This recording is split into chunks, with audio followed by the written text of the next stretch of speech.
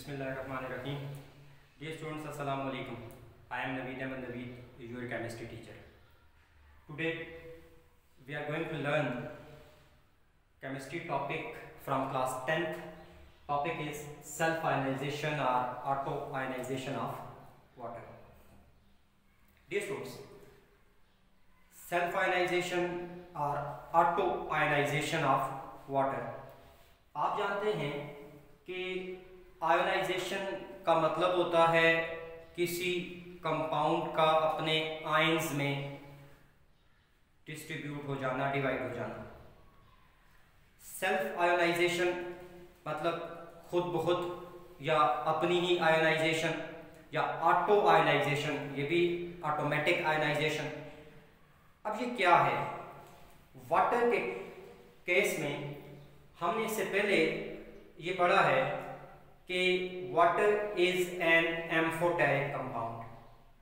मतलब ये है कि एम्फोटेरिक कंपाउंड डुअल नेचर का होता है, एज अ एसिड भी बिहेव करता है और एज अ बेस भी बिहेव करता है।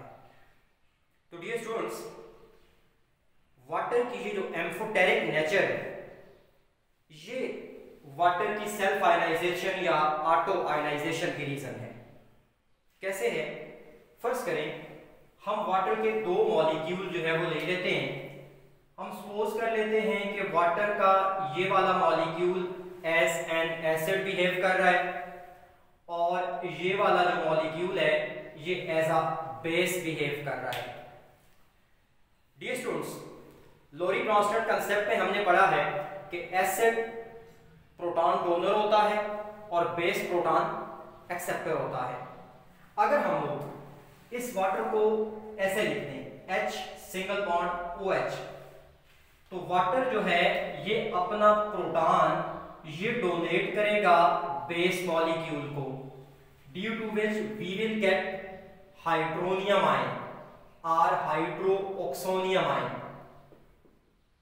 और जब यहां से प्रोटॉन निकल जाएगा तो यहां बचेगा हाइड्रोक्सिल आयन। इसका मतलब ये हुआ कि वाटर के ये दो मॉलिक्यूल्स आपस में रिएक्ट करके एक हाइड्रोनियम आयन और एक हाइड्रोक्सिल आयन प्रोड्यूस करते हैं। अब सेल्फ आयोनाइजेशन को मजीद समझने के लिए हम जो है वो सपोज कर लेते हैं वाटर का एक मॉलिक्यूल। अगर हम वाटर के एक मॉलिक्यूल की बात करें, वाटर मॉलिक्यूल ये है ना, hydrogen single bond hydroxyl.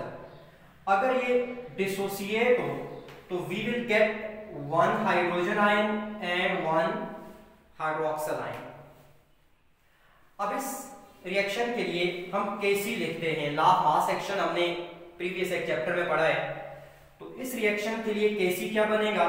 Concentration of hydrogen ion into concentration of hydroxyl ion divided by concentration of water. Dear students, water की कंसंट्रेशन को हम यहां से इधर ले जाएंगे तो Kc के साथ ये मल्टीप्लाई हो जाएगा।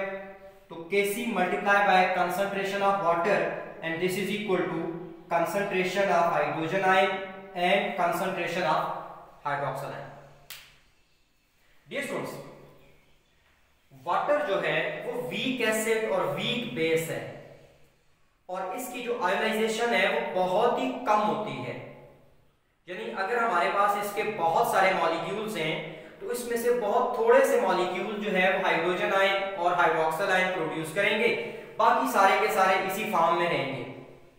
इसका मतलब ये हुआ कि इस किस्म के रिएक्शन में या वाटर की आयोनाइजेशन में एज अ होल वाटर की कंसंट्रेशन कांस्टेंट रहती है, वो चेंज नहीं होती। तो यहां पर Kc भी कांस्टेंट है और वाटर की जो कंसंट्रेशन है ये भी कांस्टेंट है। तो इन दोनों कांस्टेंट्स का जो प्रोडक्ट है इसको हम एक नया कांस्टेंट का नाम दे देते हैं एंड दिस इज Kw। तो Kw is equal to hydrogen ion concentration into hydroxyl ion concentration.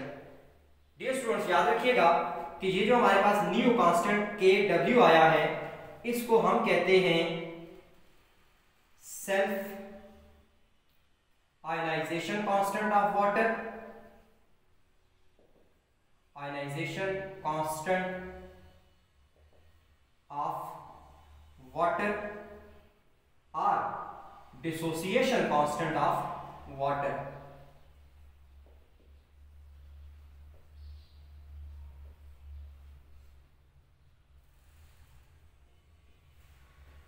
और dissociation constant of water. Dear students, तो Kw हमारे पास आ गया product of hydrogen ion concentration and hydroxyl ion concentration. अब dear students याद रखना आप लोगों ने, वाटर जो है वो एक न्यूट्रल कंपाउंड है और न्यूट्रल कंपाउंड होने की वजह से इसमें हाइड्रोक्सिल आयन और हाइड्रोजन आयन की कंसंट्रेशन इक्वल है।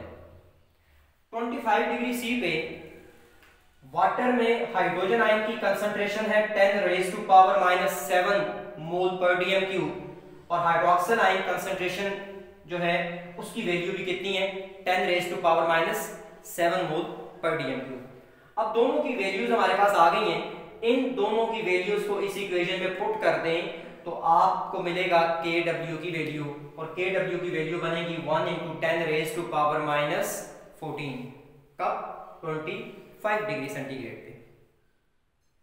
डियर स्टूडेंट्स, अगर हमें Kw की वैल्यू गिवन हो या हमें Kw की वैल्यू पता हो और ये कांस्टेंट है 25 डिग्री सी पे, क्या 1 × 10⁻14, तो इस वैल्यू को यूज करके हम हाइड्रोजन आयन और हाइड्रोक्सिल आयन की कंसंट्रेशन कैलकुलेट कर सकते हैं। कैसे कैलकुलेट कर सकते हैं?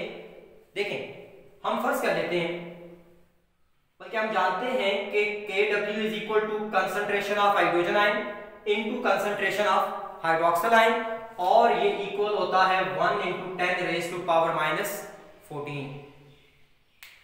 चूंकि 25 डिग्री सी पे वाटर के अंदर हाइड्रोजन आयन और हाइड्रोक्सिल आयन की कंसंट्रेशन सेम है, यानी hydrogen ion is equal to hydroxyl ion, तो फिर हम लिख सकते हैं ना कि hydrogen ion concentration into hydrogen ion concentration is equal to 1 × 10⁻14। H positive into H positive, H positive square, this is equal to 1 × 10⁻14। अब यहाँ H पॉजिटिव या हाइड्रोजन आयन स्क्वायर है, हमें हाइड्रोजन आयन की कंसंट्रेशन निकालनी है, तो दोनों तरफ जो है वो हम लोग स्क्वायर रूट ले लेते हैं। इसका भी स्क्वायर रूट लेंगे, इधर भी स्क्वायर रूट लेंगे। आप जानते हैं बेटा कि स्क्वायर रूट और ये स्क्वायर आपस में कैंसिल आउट हो जाएंगे, और इसका जो स्क्वायर है, स्क्वायर रूट है 10⁻14 का, वो आएगा 10⁻7। तो हाइड्रोजन आयन की कंसंट्रेशन कितनी आ गई 1 × 10⁻7। सिमिलरली हाइड्रोक्सिल आयन की कंसंट्रेशन भी इसी तरीके से कैलकुलेट की जा सकती है कि concentration of hydroxyl ion into concentration of hydroxyl ion, this is equal to 1 × 10⁻14। इसका भी दोनों तरफ जो है वो आप स्क्वायर रूट ले लें, तो स्क्वायर रूट लेंगे तो आपके पास हाइड्रोक्सिल आयन की कंसंट्रेशन भी कितनी आ जाएगी 1 × 10⁻7 मोल पर डीएम क्यूब।